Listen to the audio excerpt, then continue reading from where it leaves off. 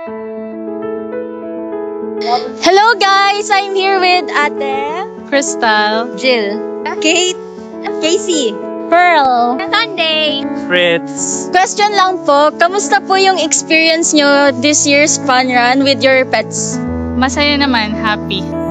Masaya siya. I would say better siya kaysa dun sa isang fun run na nasalihan mo. It was really a good experience talaga. And aside from healthy tayo na pet owner, pati yung mga pets natin, it made them healthy. Kasi like they walk and run. Nakaka-enjoy. Kaya, actually first time nila tong fun run, yung for pets. Sobrang nakaka-enjoy. Mukhang nag-enjoy naman sila.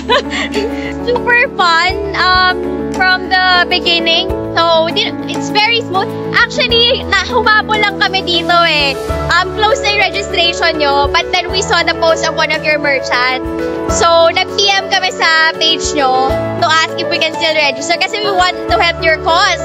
It's for the homeless sale, so we really want to help them. So, tinanong namin if we can still register. So, we're so happy na naka-join kami today.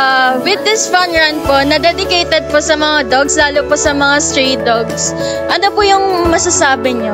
Actually, dapat marami pa sana ganitong fun run para matulungan natin yung mga stray dogs. At saka, hindi ka lang nag-enjoy kasi nakakatulong ka pa. Kasi sinabi na niya na nag-e-enjoy kahit yung mga kaming mga Per parent, per tita, nag-e-enjoy din kami. And at the same time, may sense yung pag-run talaga namin.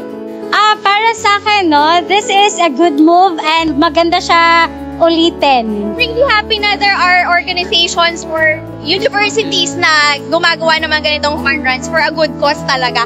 Kasi hindi naman lahat ng dog lovers or animal lovers can adopt, diba? So, in a small way, like joining fun runs or donating, we can help out kahit maliit lang. So, we're really happy joining these kind of events.